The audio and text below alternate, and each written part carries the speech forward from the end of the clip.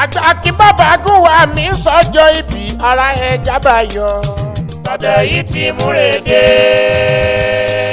àsìkò yìí àtúbọ̀ dùn yògbàjú ti tẹ́lẹ̀ lọ ká máa mẹ́kàn gbogbo wa ọlọ́run ti kórè dé.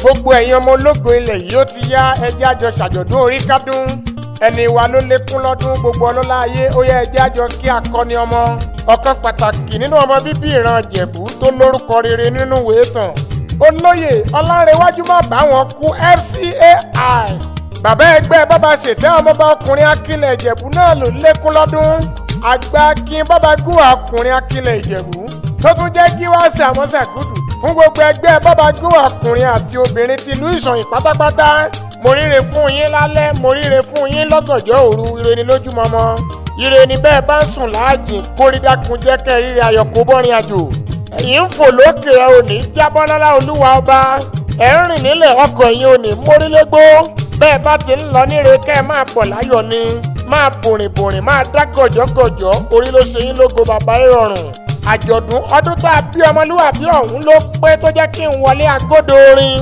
mo ti pètè ewì ńlá nítorí aṣọ́re kárí ayé má fi tèèyàn ṣe ọ̀kan pàtàkì nínú ẹgbẹ́ bàbá gùn ọkùnrin akílẹ̀ Ìjẹ̀bú ọjọ́ àbí yín ló pé ẹ máa dúpẹ́ fún ọlọ́run ọ̀gá ògo tó jẹ́ kẹ́ ẹ tayọ many happy returns fún bàbá tọ́lọ́ ń dá lọ́lá tó fún níwà tútù ìwà ló máa ń jẹ́ kára yóò béèrè ẹni níjọ́ tá ò bá sí nílé làmá torí pé ó dá lẹ́gbẹ́ ohun ìlàwùjọ oníbíbí re àbí ẹ dáadáa nílé ìyá àti bàbá ká má parọ́ ó dá lọ́nà méjèèjì ìpè ayọ̀ kan ni mo gbà ní kùtù òwúrọ̀ tòní ta ló jí mi lójú aago gúnwà Fẹ́mi ọmọ Ṣísanwó ló pè mí sórí aago ọ̀kan nínú ọmọ wọn nílùú Ìwòrò Ìjẹ̀bú ó ló ti yá èní lọ́jọ́ bí ẹlẹ́yinjú àánú igi lẹ́yìn ọgbà àyànfẹ́ ó ní kí n gba stúdíò orin ewì lọ kí n lọ kí akọni wa ó ní bí n bá kí yín tán kí n fi àdúrà ránṣẹ́ pé kádàníwá tún jẹ́ kẹ́ ẹ ṣe mí.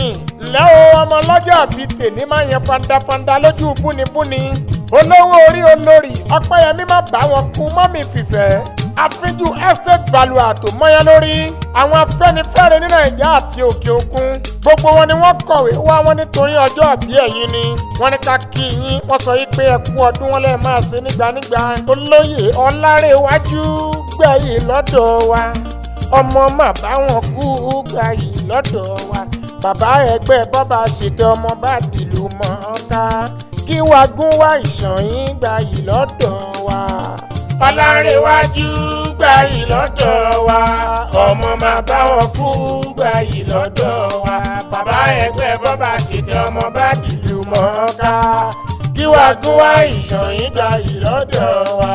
ǹjẹ́ gbogbo ẹbí lápapọ̀ ló ní ká kí ẹ àtẹ̀gbọ́n àti àbúrò pàápàá ránṣẹ́ wọ́n ní ká ẹ má fi èyí ṣòpin lórúkọ Mr. Fọlárìn Mr. Dàmọ́lá àti Bùsọ́lá mo kí yín wọ́n sọ wípé ìgbà yín máa lóyin ládùndélẹ̀ gbogbo ẹgbẹ́ bàbá gùn ọkùnrin akílẹ̀ Ìjẹ̀bú látòrí Gíwá Sàmọ́sá gúdù pátápátá ìyẹn Gíwá Adébáyọ̀ Àtàndá Mọ̀sùrò ọ̀tún Gíwá máì Honorable Lukman Ọlálékan Adélẹ́yẹ ẹ̀ta Gíwá Ọlábísí Òdùmọ̀ṣù Balógun Dòdò ń dáwà nǹkan ìyẹn ọmọ Òtùbú ń bọ̀ Àrẹ̀mọ Abíọ́dún Gúnwà Ayọ̀ Ọlásàkà Honorable Táyọ̀ Àyìndé Honorable Ìfẹ́dọ̀lápọ̀ Òwòdé Àbáyọ̀mí Adélẹ́yẹ Ẹnjiníà Tolúlọpẹ́ Gúnwà Oríyọmí ọ̀rẹ́ àgbà Anthony Odúkọ̀yà Gúnwà Abímbọ́lá díẹ̀ ni mo lè máa dárúkọ mo róníṣẹ́ Gúnwà ọ̀tún gbogbo wọn ni wọ́n sọ wípé iyì ẹ̀yin pọ̀ èmi ò ní dá ní kékeré nítorí ọmọ méjì níṣọ̀yìn tó lékún lọ́dún adúpẹ́ fólúwa ọba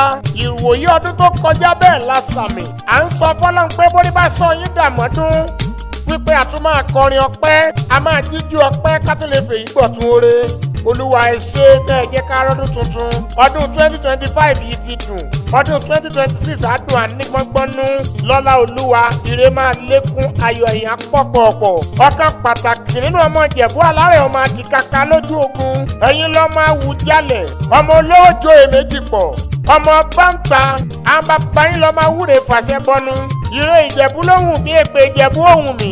ẹ̀yin lọmọ Ìjẹ̀bú alárẹ̀ àdìkàkà lójú ogun, ọmọ alágẹmọ òfin yọ̀wọ̀yọ̀wọ̀. kò sẹ́ni tó mégún wọgbó bàrà, bàbá Fágadé ló mégún wọgbó Rẹ́mọ. ẹ̀yin ò ní fọlá pìtàn pé ẹni rí orí ẹ̀yin àfirè ni lọ́jọ́ gbogbo. Fẹ́mi ọmọ Ọ̀ṣínsanwó ní kí n dúpẹ́ àtìlẹ́yìn ìgbà gbogbo. ó ní bí ayé bá ń jáyé ó sọ pé yóò ní fóṣì ló gbà. ǹlẹ́ o ọmọ méjì ní Ìṣọ̀yìn kú ọdún. ǹlẹ́ ọmọ nímúṣẹ́ àjíná, ọmọ nímúṣẹ́ àná kòòrú.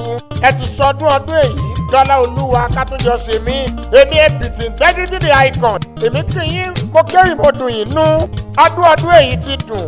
lọ́lá olúwa ọdún tó ń bọ̀ ṣèṣore. ǹjẹ́ kó tó wá di níwòyí àmọ́dún.